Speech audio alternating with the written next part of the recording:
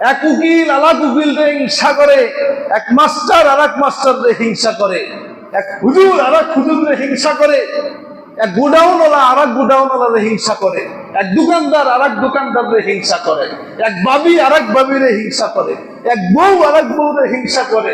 আছে না নাই?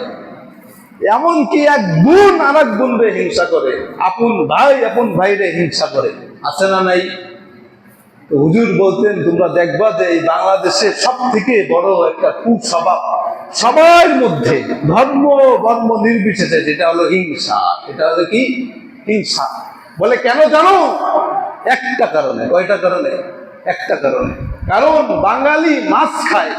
কি খায়? বাঙালি কি খায়? মাছ খায়। আর উনি বলেন মাছে মাছ খায়।